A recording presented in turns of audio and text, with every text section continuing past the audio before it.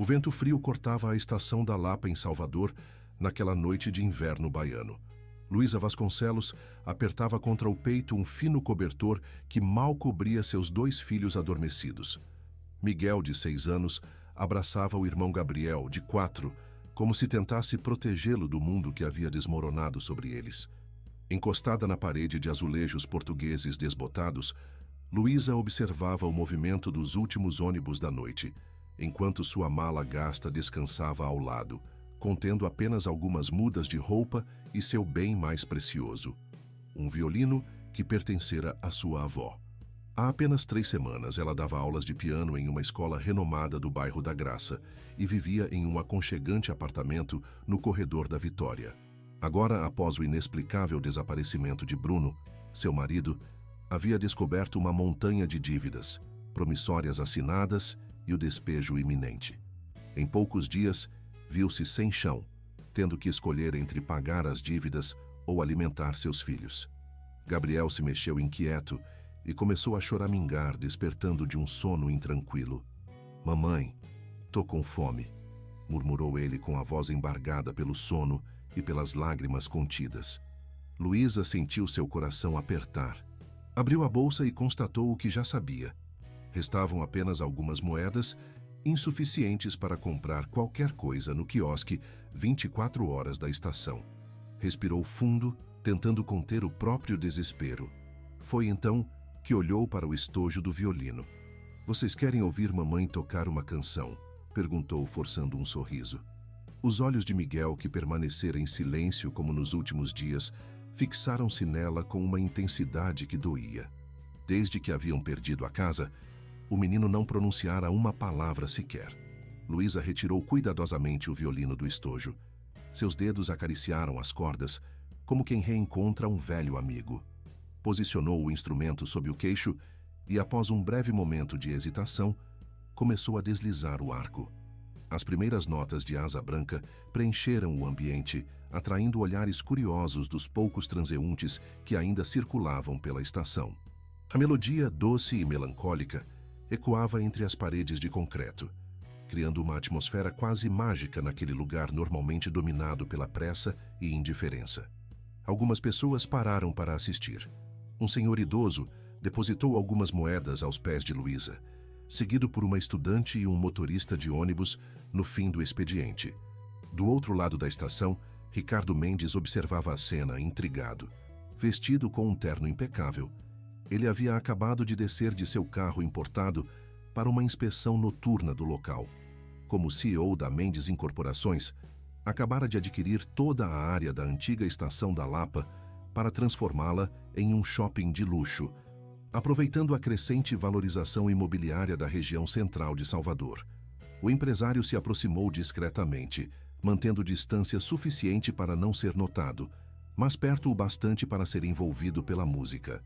Havia algo na dignidade daquela mulher, na forma como seus dedos dançavam sobre as cordas, apesar das evidentes dificuldades, que o tocou profundamente.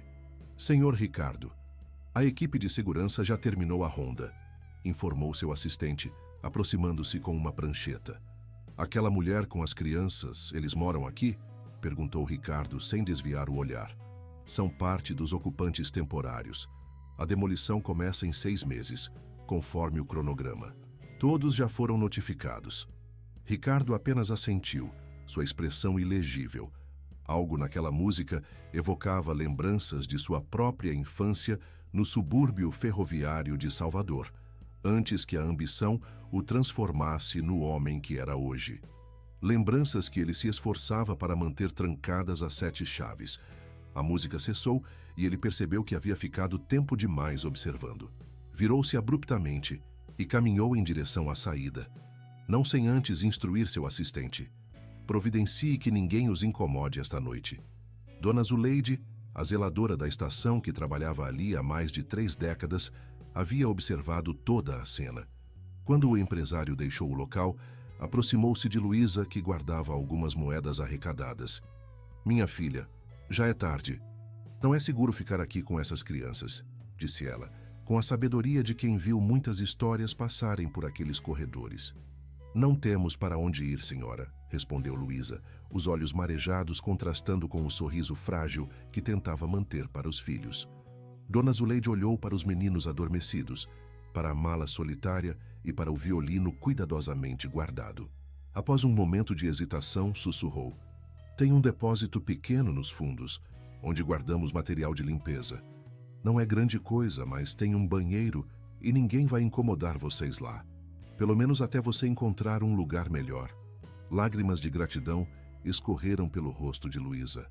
Aquele pequeno ato de bondade, em meio a tanto abandono, foi como um farol na escuridão que a envolvia.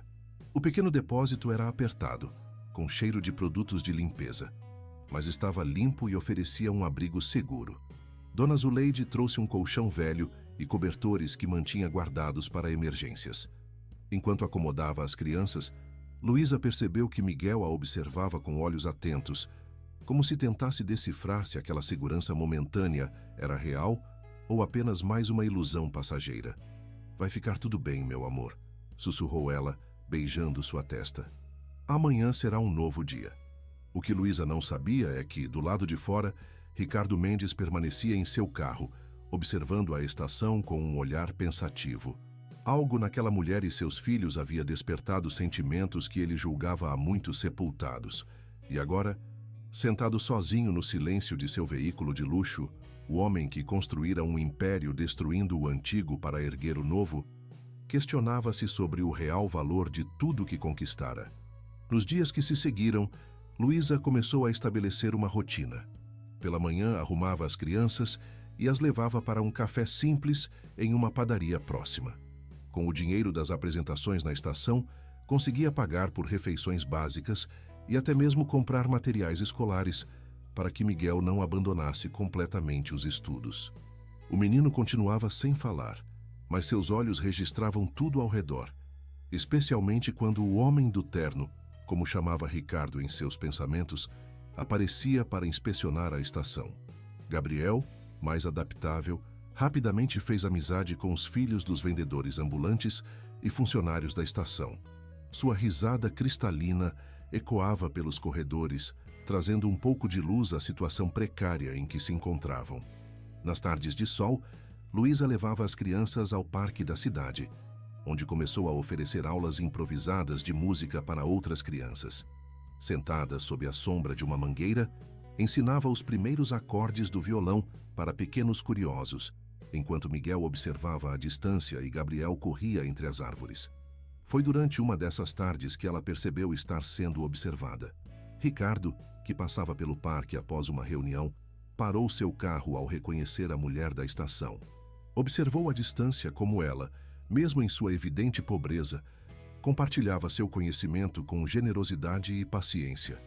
Algo naquela cena o fez lembrar de sua própria mãe, que trabalhara como faxineira para que ele pudesse estudar, antes que o câncer a levasse prematuramente. O empresário respirou fundo, tentando afastar as lembranças incômodas. Tinha um império para administrar e sentimentalismos não combinavam com o mundo dos negócios.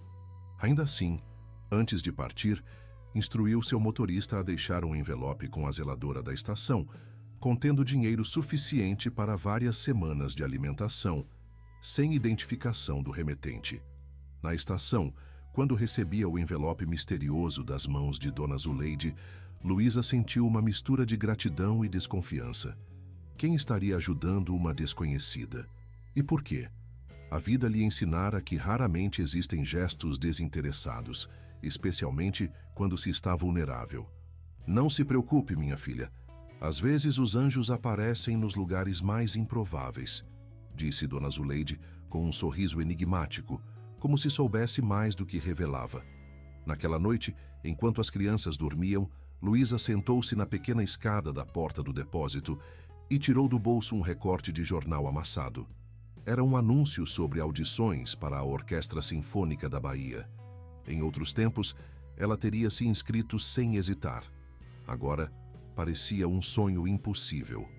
Mesmo assim, seus dedos acariciavam o papel, como se pudessem extrair dele alguma esperança para o futuro incerto que a aguardava. O céu de Salvador estava carregado de nuvens escuras, anunciando que uma tempestade se aproximava, não apenas no horizonte, mas também na vida daqueles que, por acaso ou destino, haviam se encontrado na velha estação da Lapa. O temporal desabou sobre Salvador sem aviso. Água escorria pelas paredes do pequeno depósito onde Luísa e os filhos se abrigavam. Com baldes improvisados, ela tentava conter as goteiras enquanto Gabriel observava fascinado os relâmpagos que iluminavam o céu. Miguel, sentado em um canto, abraçava os joelhos contra o peito, seus olhos refletindo um medo silencioso. "É só chuva, meu bem", tentou tranquilizá-lo Luísa, passando a mão pelos cabelos do filho. Quando a tempestade finalmente amansou, Luísa encontrou uma pasta de couro esquecida próxima às catracas da estação. Dentro, documentos importantes da Mendes Incorporações, incluindo plantas do projeto que transformaria a Estação da Lapa em um centro comercial. Reconheceu imediatamente o nome da empresa que, segundo descobrira recentemente, estava envolvida no processo de despejo que afetara não apenas ela, mas dezenas de famílias no bairro onde morava. Sua primeira reação foi de raiva. Poderia usar aqueles documentos como vingança ou barganha. No entanto, algo em sua essência, talvez os mesmos valores que tentava ensinar aos filhos, a impediu. Pegou os papéis e, protegendo-os da chuva com um plástico, decidiu fazer o que considerava correto. Após deixar as crianças sob os cuidados de Dona Zuleide, Luísa enfrentou a chuva e pegou 2 ônibus até chegar ao imponente edifício da Mendes Incorporações, no centro empresarial da cidade. Molhada e visivelmente deslocada em meio aos funcionários de terno e gravata, foi barrada na recepção. "Preciso entregar isto pessoalmente ao Sr. Ricardo Mendes", insistiu, segurando a pasta contra o peito. "O Sr. Mendes não recebe pessoas sem agendamento", respondeu a recepcionista com um olhar de desdém para suas roupas simples e molhadas. Foi quando Ricardo saiu do elevador, acompanhado de executivos estrangeiros. Seus olhos se encontraram através do saguão, e ele a reconheceu imediatamente. "Está tudo bem, Cristina", disse a recepcionista aproximando-se. "Conheço a senhora." Luísa sentiu o rosto queimar, consciente de sua aparência e da situação constrangedora. "Encontrei sua pasta na estação, achei que poderia ser importante." Ricardo abriu a pasta, verificando rapidamente o conteúdo. Seu rosto demonstrou primeiro alívio, depois uma expressão difícil de decifrar. Aqueles documentos continham informações confidenciais sobre o projeto, incluindo detalhes sobre as manobras legais para a desapropriação. "Por que não esperou para entregar à administração da estação?" perguntou, intrigado com o esforço que ela fizera para devolver pessoalmente a pasta. "Porque parecia urgente", respondeu simplesmente. Ricardo estudou seu rosto por um momento. "Obrigado pela honestidade, senhora." "Luísa. Luísa Vasconcelos." Ele assentiu, parecendo tomar uma decisão. "Deixe seu contato com minha assistente. Gostaria de agradecer adequadamente." Nos dias seguintes, Ricardo não conseguia tirar da cabeça o gesto daquela mulher. Havia algo em sua dignidade que o intrigava e o incomodava simultaneamente. Por que alguém em situação tão precária se daria ao trabalho de devolver documentos à pessoa responsável por seu próprio despejo? Movido pela curiosidade, começou a visitar a estação com mais frequência, disfarçado em roupas simples.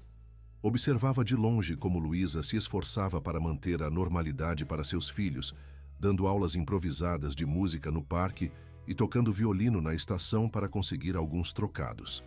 Numa dessas visitas, testemunhou uma cena que o marcou profundamente. Miguel, o menino que nunca falava, chorava silenciosamente enquanto outro garoto zombava de seus sapatos rasgados. Sem pensar 2 vezes, Ricardo se aproximou. "Ei, garoto!" chamou o menino que zombava. "Você gosta de música?" O menino deu de ombros, confuso com a abordagem do estranho. "A mãe deste rapaz aqui é uma grande musicista. Sabia que ela já tocou para pessoas importantes? Respeite quem tem talento." O pequeno intimidador se afastou, enquanto Miguel olhava para Ricardo com olhos arregalados. Foi a primeira vez que o empresário se viu realmente próximo do menino, notando a intensidade de seu olhar, tão semelhante ao da mãe.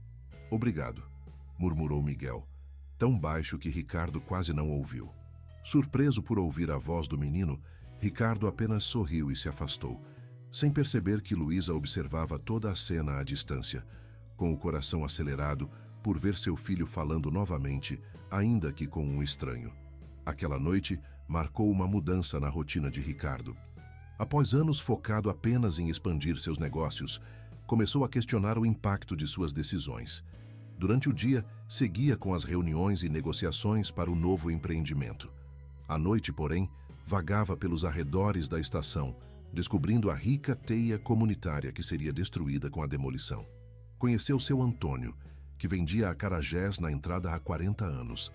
Dona Maria, que mantinha uma pequena biblioteca comunitária em um quiosque adaptado. E os músicos que se reuniam às sextas-feiras para rodas de samba que atraíam moradores de toda a região. A estação não era apenas um ponto de passagem, mas o coração pulsante de uma comunidade. Enquanto isso, Luísa enfrentava seus próprios desafios. Através de uma defensoria pública, tentava recuperar seus direitos sobre o apartamento, injustamente tomado após o desaparecimento de Bruno. Durante uma das audiências, descobriu que a empresa envolvida na compra do imóvel era uma subsidiária da Mendes Incorporações. A revelação a deixou atordoada. O mesmo homem que observava seus filhos com aparente compaixão era responsável por sua situação. As doações anônimas, os pequenos gestos de ajuda, seriam apenas formas de aliviar a consciência culpada? Numa tarde particularmente difícil, após mais uma negativa da justiça, Luísa deixou as lágrimas correrem livremente enquanto tocava no parque. Sua interpretação de Vivaldi nunca fora tão emotiva, tão carregada de dor e, paradoxalmente, de beleza. Entre os espectadores estava uma senhora elegante que a observava com interesse profissional. "Há quanto tempo você toca?" perguntou a senhora ao final da apresentação. "Desde os 5 anos", respondeu Luísa, limpando discretamente as lágrimas.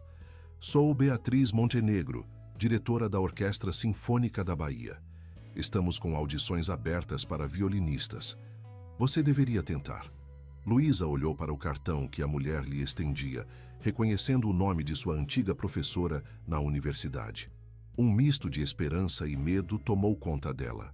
Seria possível reconstruir sua carreira, mesmo em circunstâncias tão adversas? Naquela noite, enquanto contemplava o cartão à luz fraca do depósito, foi surpreendida por batidas na porta. Era Ricardo, sem o costumeiro terno, parecendo estranhamente vulnerável. "Posso entrar?" perguntou ele, evitando seu olhar. Luísa hesitou, dividida entre a desconfiança e a curiosidade. Finalmente, abriu espaço para que ele entrasse no pequeno aposento onde Miguel e Gabriel já dormiam. "Sei que você descobriu sobre minha empresa", começou Ricardo direto, "e vim explicar pessoalmente." A conversa que se seguiu foi longa e difícil. Ricardo revelou como seu sócio, Thomas, manipulara documentos para acelerar despejos, incluindo o dela. Admitiu ter descoberto as irregularidades apenas recentemente e estar tomando medidas para corrigi-las. "Por que eu deveria acreditar em você?" questionou Luísa, a voz carregada de amargura. Ricardo não tinha uma resposta pronta. Em vez disso, estendeu-lhe uma pasta contendo documentos. "É um contrato. Estou oferecendo um apartamento em um dos meus condomínios, sem custos, até que seu caso seja resolvido na justiça." Luísa olhou para os papéis com desconfiança. "E em troca?" "Em troca," ele hesitou. "Gostaria que você considerasse dar aulas de música para crianças carentes, em um projeto que estou iniciando." Os olhos de Luísa se estreitaram. "Por que isso importa para você? Somos apenas obstáculos em seu caminho, pessoas que precisam ser removidas para que você construa mais um shopping." As palavras atingiram Ricardo como um soco. Naquele momento, percebeu quanto se afastara de seus valores originais, de seus sonhos de juventude. O silêncio pesou entre eles, quebrado apenas pela respiração suave das crianças adormecidas. "Você está certa", admitiu finalmente. "E é por isso que preciso mudar o rumo das coisas, começando por não cometer mais injustiças." Antes que Luísa pudesse responder, um barulho na porta os interrompeu. Era Dona Zuleide, ofegante e agitada. "Luísa, tem alguém procurando por você? Um homem. Ele diz que é seu marido." O mundo pareceu parar para Luísa. "Bruno, vivo? Depois de tanto tempo?" As implicações daquela revelação eram enormes demais para processar de uma só vez. Olhou para Ricardo, depois para seus filhos adormecidos, sentindo que estava prestes a enfrentar a maior reviravolta de sua vida. A chuva caía mansamente sobre Salvador, quando Luísa seguiu Dona Zuleide até a entrada principal da estação, com Ricardo alguns passos atrás. Seu coração batia tão forte que ela podia senti-lo na garganta. Através do vidro embaçado, viu uma figura masculina de costas, encarando o painel de horários. Mesmo à distância e após tantos meses, reconheceria aquela postura em qualquer lugar. "Bruno!" chamou, sua voz quase um sussurro. O homem se virou lentamente. Seu rosto estava mais magro, com uma cicatriz recente na têmpora e barba por fazer, mas era inegavelmente ele. Seus olhos se iluminaram ao vê-la. "Luísa, eu te encontrei", disse ele, a voz embargada. Em poucos passos, estavam frente a frente, separados por meses de angústia e incertezas. Bruno esticou a mão hesitante, como se temesse que ela fosse uma miragem que desapareceria ao toque. "Onde você esteve? Por que nos abandonou?" perguntou Luísa, contendo as lágrimas que ameaçavam cair. "Eu não abandonei vocês", respondeu ele, revelando então uma história que parecia saída de um romance. Um acidente na estrada para Ilhéus, onde fora negociar um empréstimo para salvar suas finanças. Amnésia temporária. Meses vivendo em uma pequena vila de pescadores, onde fora acolhido como João, o homem sem passado. Fragmentos de memória que começaram a retornar após um programa de televisão, onde viu um apelo por informações sobre seu paradeiro. "Quando me lembrei de tudo, fui para casa. O apartamento estava vazio, ocupado por estranhos. Ninguém sabia me dizer para onde vocês tinham ido", explicou Bruno, sua voz carregada de desespero. "Só encontrei vocês porque uma antiga vizinha viu Luísa tocando violino aqui na estação e me avisou." Ricardo observava a cena à distância, sentindo-se um intruso naquele reencontro. A história que ouvia o fazia questionar todas as suas certezas. O homem que ele e tantos outros julgaram como irresponsável, que abandonara a família, era na verdade uma vítima. Como em muitas outras situações, a verdade era mais complexa do que parecia à primeira vista. "E as dívidas?" "Os empréstimos que você fez?" perguntou Luísa, ainda lutando para compreender tudo. "Foram falsificados", disse Bruno com amargura. "Descobri que Thomas Montenegro, o homem com quem fui negociar, usou meus documentos para operações fraudulentas. Quando confrontei-o no dia do acidente, ele... Bem, o acidente talvez não tenha sido tão acidental." Ao ouvir o nome de Thomas, Ricardo sentiu o sangue gelar. Thomas Montenegro era seu sócio, o homem que cuidava da parte operacional dos negócios, das aquisições de terrenos e propriedades para seus empreendimentos. Será que sua empresa estava construída sobre fraudes e crimes? Enquanto Luísa e Bruno se dirigiam ao pequeno depósito para ver as crianças, Ricardo permaneceu paralisado, sua mente processando as implicações daquela revelação. Sua fortuna, seu império, tudo poderia estar manchado por práticas ilegais que ele, convenientemente, nunca quis investigar a fundo. O reencontro de Bruno com os filhos foi emocionante. Gabriel, mais novo, demonstrou confusão inicial, mas logo se jogou nos braços do pai. Miguel, entretanto, permaneceu distante, observando com desconfiança o homem que alegava ser seu pai. "Oi, campeão", disse Bruno, ajoelhando-se na altura do filho mais velho. "Você cresceu tanto." Miguel não respondeu, recuando até encostar-se à parede. Seus olhos alternavam entre o pai e Ricardo, que observava da porta. "Ele não fala desde que perdemos a casa", explicou Luísa com tristeza. "Os médicos disseram que é uma resposta ao trauma." Bruno assentiu, compreensivo, e não forçou a aproximação. Em vez disso, tirou do bolso uma pequena flauta de bambu. "Lembra disso? Fizemos juntos no verão passado." Algo brilhou nos olhos de Miguel. Lentamente ele se aproximou e pegou o instrumento, seus dedos reconhecendo as marcas que ele mesmo havia feito. Sem dizer uma palavra, levou a flauta aos lábios e soprou, produzindo um som agudo e trêmulo. "Ainda se lembra?" sorriu Bruno, com lágrimas nos olhos. Ricardo sentiu-se mais intruso do que nunca. Aquele momento de intimidade familiar o fazia perceber quanto havia se distanciado de suas próprias raízes, de sua própria humanidade. Recuou silenciosamente, deixando a família reencontrada ter seu momento de privacidade. Os dias seguintes foram de revelações perturbadoras para Ricardo. Uma investigação discreta em seus próprios arquivos confirmou as suspeitas. Thomas Montenegro havia usado métodos questionáveis, quando não ilegais, para adquirir propriedades a preços baixos. Descobriu uma rede de subornos, pressões sobre proprietários endividados e até mesmo falsificação de documentos, como no caso de Bruno. A verdade o atingiu como um trem desgovernado. Seu império estava construído sobre sofrimento alheio, sobre famílias desalojadas como a de Luísa. Enquanto ele se mantinha à distância, em sua torre de marfim, seu sócio fazia o trabalho sujo que permitia que os negócios prosperassem. Em uma manhã chuvosa, Ricardo entrou no escritório de Thomas, sem anúncio prévio. Precisamos conversar sobre Bruno Vasconcelos e as escrituras falsificadas, disse, sem rodeios. Thomas levantou os olhos dos documentos que analisava, seu rosto uma máscara de calma estudada. Não sei do que você está falando. Sei de tudo, Thomas. As falsificações, os subornos, as pressões. Isso acaba hoje. O sócio riu, uma risada fria que não alcançava seus olhos. Você sempre quis os resultados sem saber como eles eram obtidos, Ricardo. Não venha bancar o moralista agora. As palavras o atingiram como um soco no estômago, porque continham uma verdade inegável. Sua ignorância fora deliberada, uma escolha conveniente.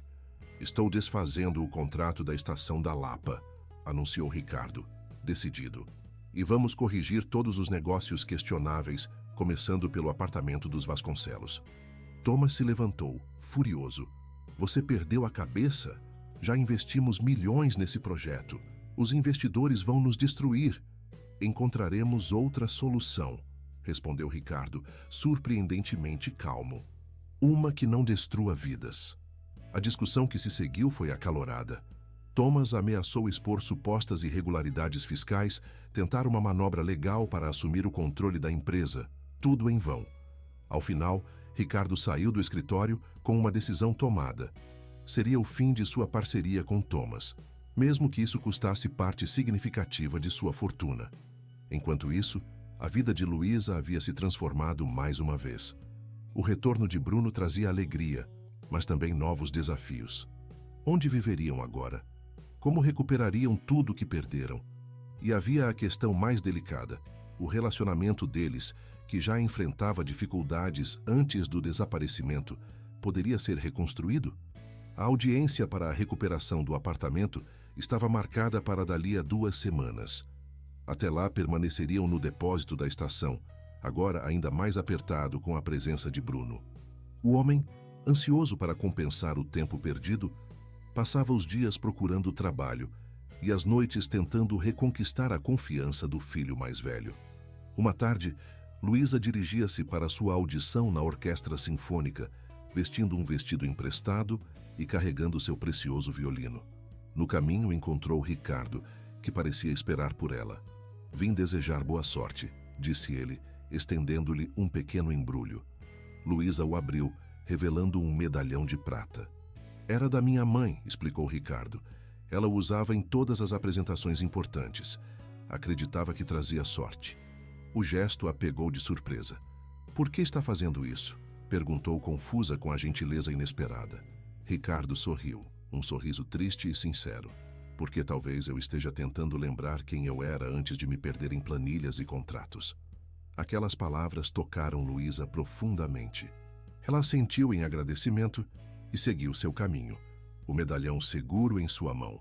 Não sabia que, enquanto tocava as 4 estações, com virtuosismo que impressionou a banca examinadora, Ricardo assinava documentos que mudariam o destino da estação da Lapa e de todos que dependiam dela. A tempestade que se formava no horizonte de Salvador não era apenas meteorológica. Luísa e Ricardo, cada um à sua maneira, estavam prestes a enfrentar as consequências de suas escolhas, em um momento decisivo que testaria não apenas sua coragem, mas também sua capacidade de reinvenção. A notícia espalhou-se rapidamente pelos corredores da estação da Lapa. Ricardo Mendes vai demolir tudo em 1 mês. não em 6 como prometido. Os comerciantes locais, moradores temporários e funcionários entraram em pânico. A comunidade que se formara ali, sustentada por laços de solidariedade e resistência, parecia prestes a se desfazer. Luísa não podia acreditar. Após todas as conversas, após o que parecia ser uma genuína transformação em Ricardo, como poderia ele acelerar a demolição? A resposta veio na forma de um jornal deixado por Dona Zuleide em sua porta. Disputa pelo controle da Mendes Incorporações. Sócio Thomas Montenegro move ação judicial contra Ricardo Mendes. Na pequena matéria, Thomas alegava que Ricardo estava emocionalmente instável e tomando decisões prejudiciais aos acionistas, citando especificamente a tentativa de cancelar o lucrativo projeto da Estação da Lapa. Para provar que mantinha o controle, Ricardo teria supostamente ordenado a aceleração da demolição. "Isso não faz sentido", murmurou Luísa para Bruno, que lia por cima de seu ombro. Por que ele faria isso depois de tudo que disse? Bruno, mais cético após suas experiências, deu de ombros. Talvez tenha sido apenas um jogo, ganhar nossa confiança para evitar resistência. Mas Luísa não estava convencida. Havia visto algo nos olhos de Ricardo, uma genuína luta interna entre o homem que se tornara e o homem que um dia fora. A confirmação de suas suspeitas veio naquela mesma tarde, quando Miguel, que havia saído para brincar no pátio da estação, retornou agitado, um comportamento incomum para o menino ainda majoritariamente silencioso. "Ricardo", disse ele, puxando a mão da mãe. "Precisa ver." Surpresa tanto pela iniciativa quanto pelas palavras do filho, Luísa o seguiu até um canto afastado da estação. Lá, encontraram Ricardo sentado sozinho em um banco, com a cabeça entre as mãos. "O que houve?" perguntou Luísa, aproximando-se cautelosamente. Ricardo ergueu o rosto visivelmente abatido. "Eu não ordenei a aceleração da demolição. Thomas falsificou minha assinatura, assim como fez com seu marido. É sua maneira de mostrar que vai jogar sujo." Explicou então os eventos recentes. Sua decisão de transformar a estação em um centro cultural em vez de um shopping de luxo. A fúria de Thomas, ao descobrir a mudança de planos, a batalha jurídica que se iniciava pela alma da empresa que construíram juntos. "Por que não desmente publicamente?" questionou Luísa. "Porque ele tem documentos que podem me incriminar por evasão fiscal", admitiu Ricardo com amargor. "Crimes dos quais eu realmente participei nos primeiros anos da empresa. Se eu for a público, ele destrói minha reputação." Miguel, que ouvia tudo em silêncio, aproximou-se de Ricardo e, para surpresa dos adultos, segurou sua mão. "Você vai deixar ele ganhar?" A pergunta simples vinda daquele menino traumatizado que mal falava atingiu Ricardo como um raio de clareza. "Não", respondeu, firme. "Não vou." Naquela noite, uma reunião improvável aconteceu no pequeno depósito. Ricardo, Luísa, Bruno, Dona Zuleide e representantes dos comerciantes da estação traçaram um plano arriscado. Utilizando contatos na imprensa local, denunciariam as práticas fraudulentas de Thomas, mesmo que isso significasse que Ricardo também enfrentasse consequências legais por sua negligência no passado. "Posso perder tudo", admitiu Ricardo. "Mas já perdi o que realmente importa há muito tempo: minha integridade." Enquanto isso, Luísa recebia uma notícia que complicava ainda mais sua situação. Fora aceita na Orquestra Sinfônica da Bahia com um contrato que exigiria viagens nacionais e internacionais. Era o sonho de uma vida, a chance de retomar sua carreira, mas como conciliar isso com a luta pela estação e a reconstrução de sua família? A comunidade da Estação da Lapa organizou um grande protesto pacífico. Centenas de pessoas segurando velas formaram um cordão humano ao redor do prédio histórico. Músicos, incluindo Luísa, tocavam instrumentos. Artistas pintavam murais.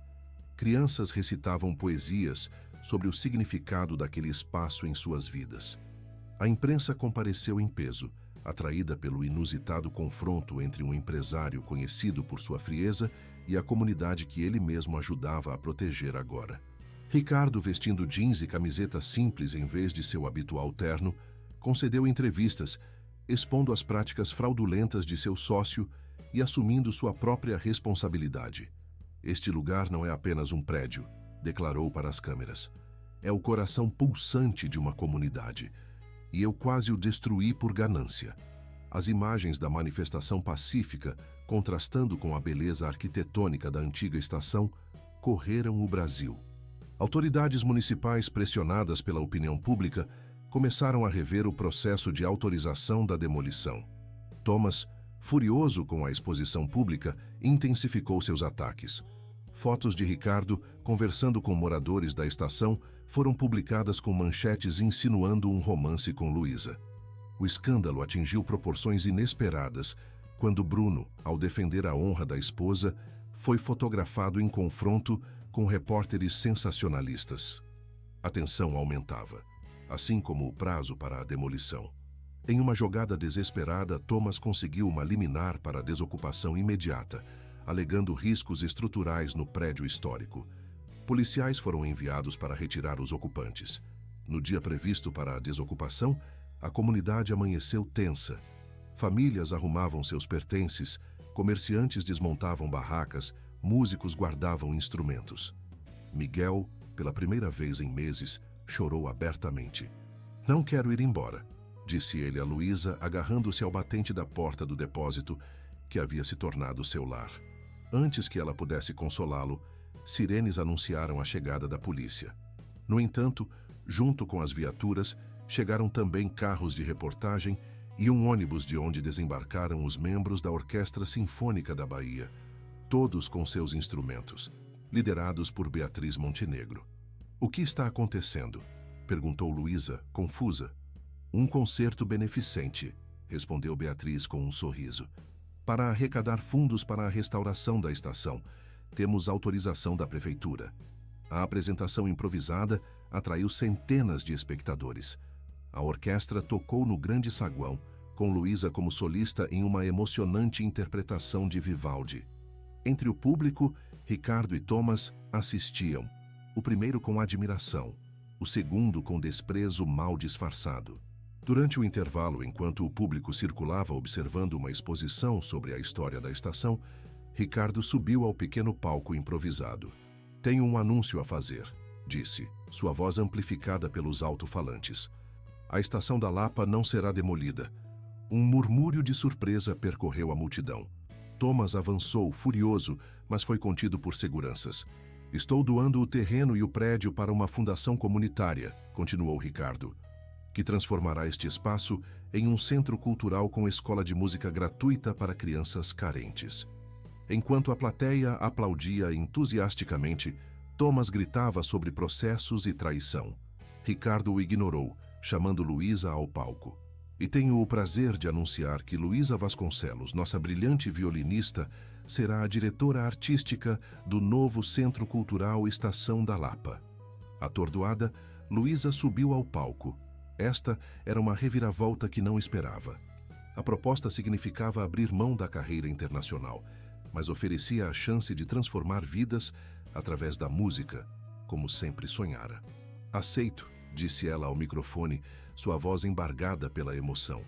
"Com uma condição: que este espaço seja verdadeiramente aberto a todos, especialmente aos que mais precisam."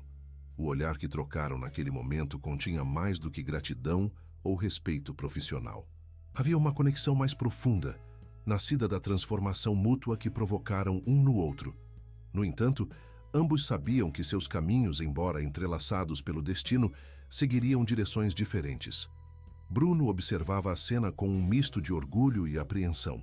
Reconhecia o talento extraordinário da esposa e sabia que ela merecia aquela oportunidade.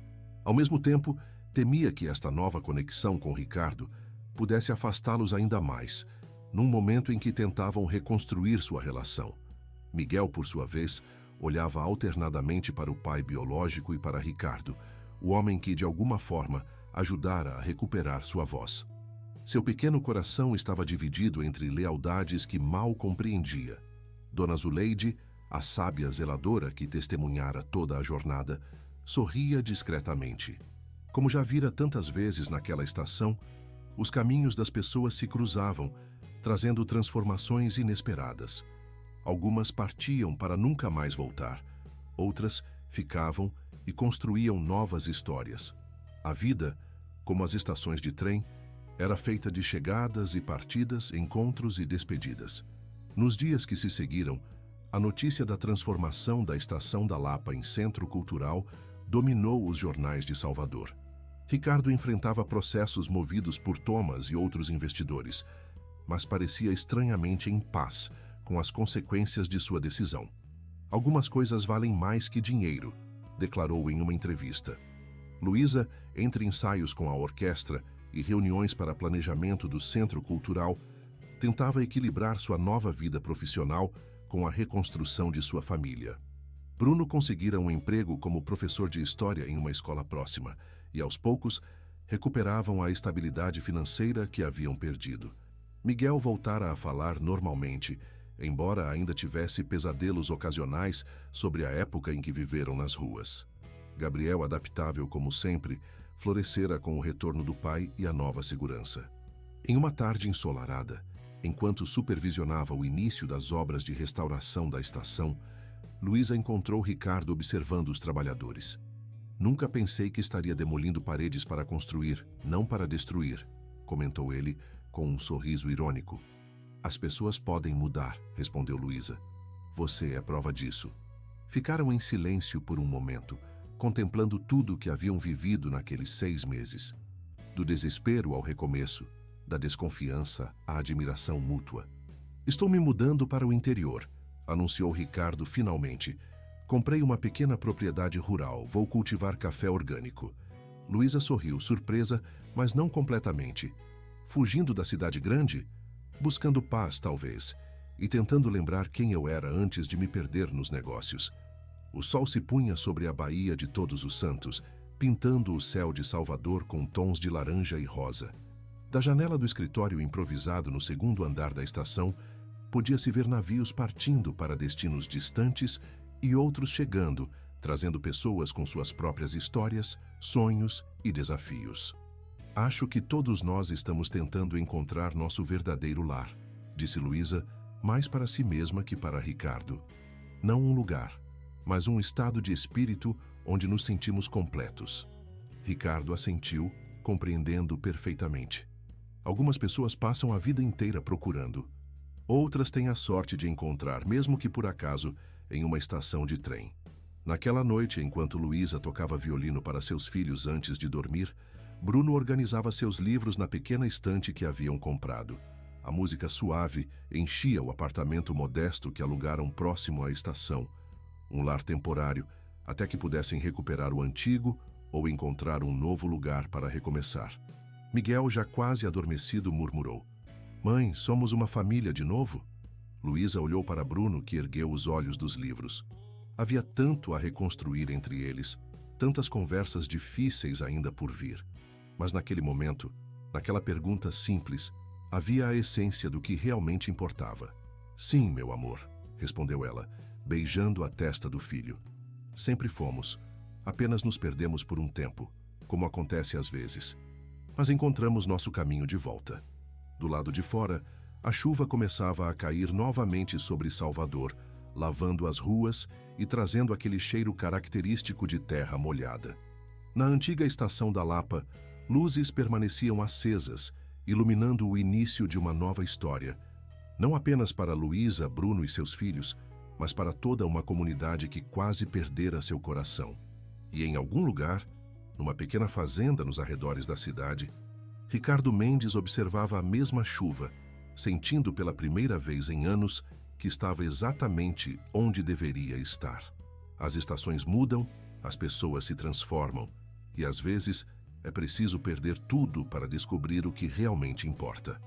Os meses se passaram, transformando a antiga estação da Lapa em um vibrante centro cultural que atraía visitantes de toda Salvador.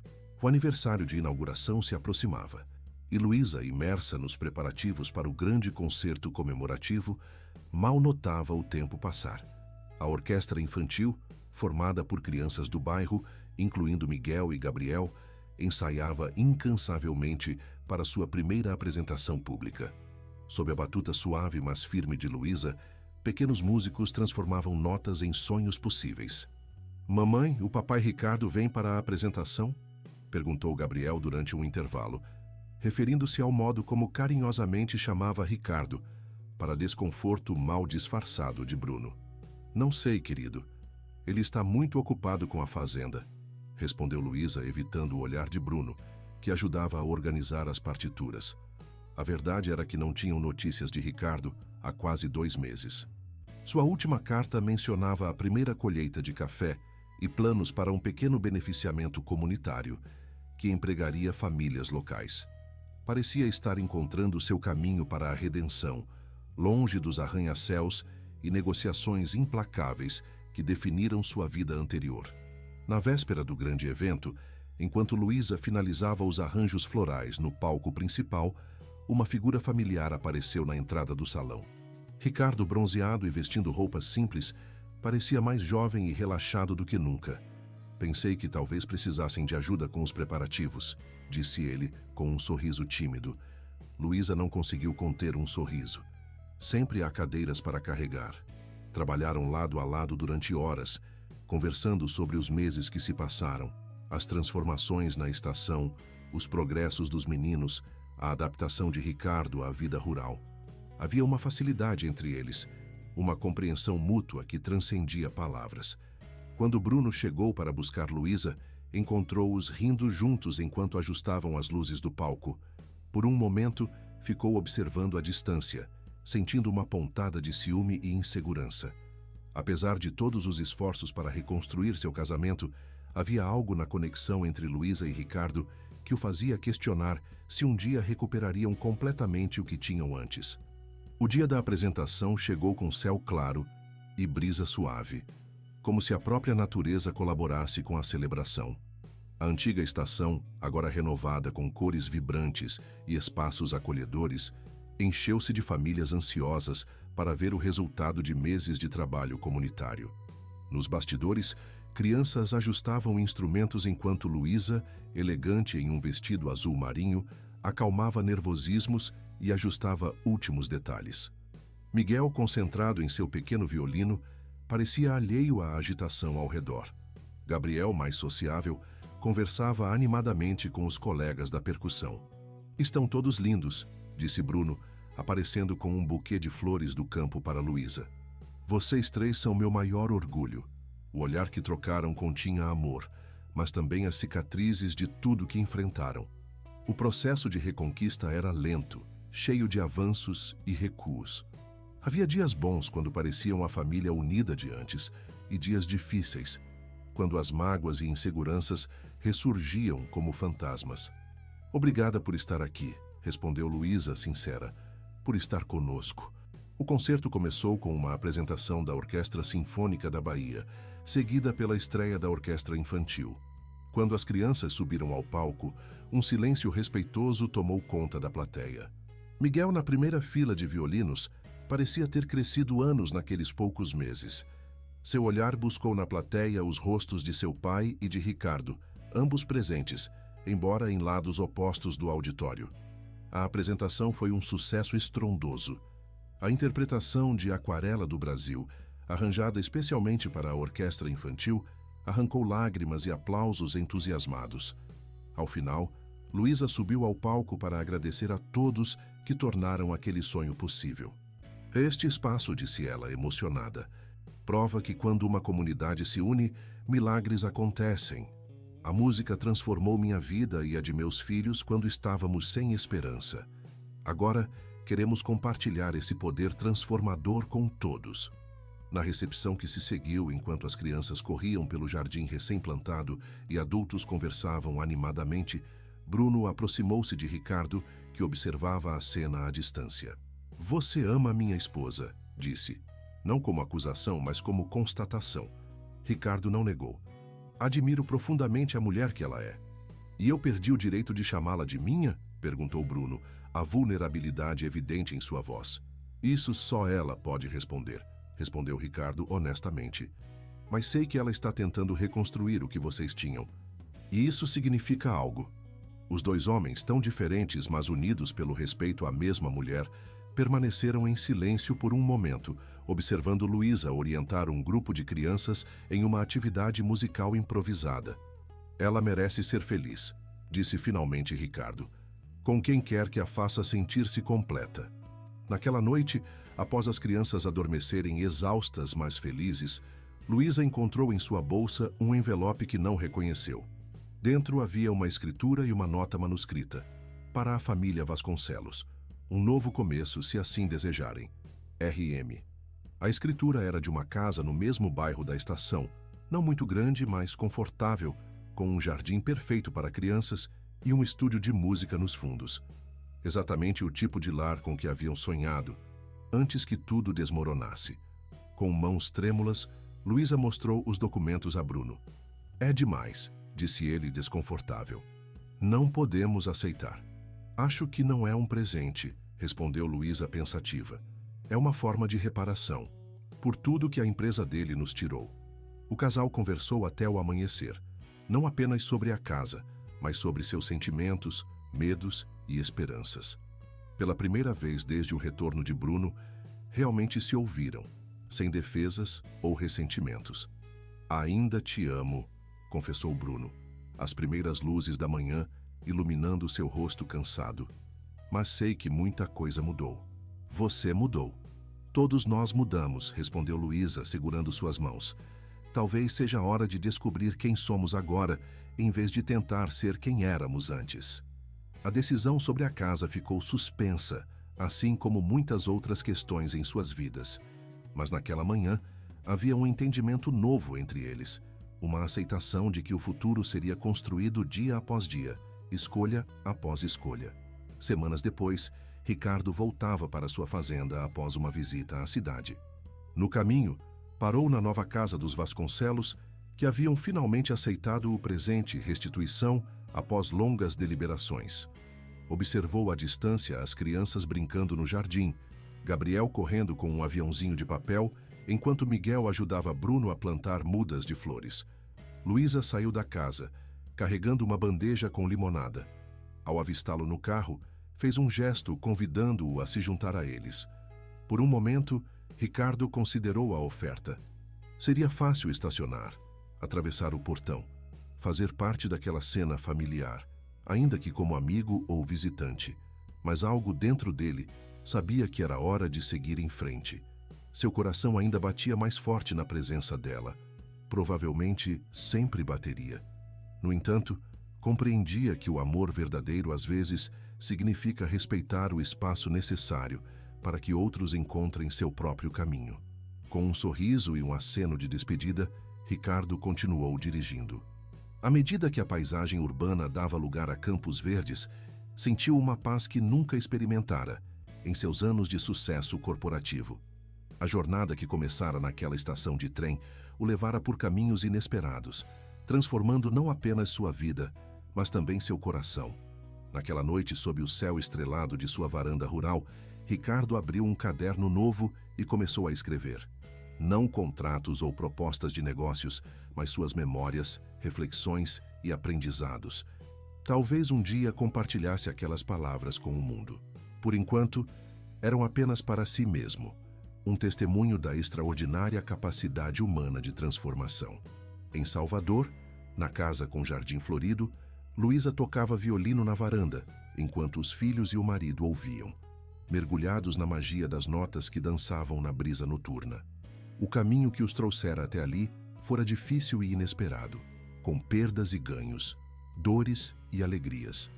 Mas, naquele momento, sob o mesmo céu estrelado que Ricardo contemplava à distância, havia uma certeza compartilhada por todos. Às vezes, é nos momentos mais sombrios que encontramos nossa verdadeira luz, e nosso verdadeiro lar não é um lugar, mas as pessoas com quem escolhemos compartilhar nossa jornada. As estações mudam, as pessoas se transformam, a vida segue seu curso imprevisto. E nessa dança constante de chegadas e partidas, aprendemos que nossas histórias mais significativas raramente seguem os roteiros que imaginamos. São escritas no improviso dos encontros, na coragem dos recomeços e na sabedoria de abraçar as mudanças que, embora temidas, frequentemente nos levam exatamente para onde precisamos estar.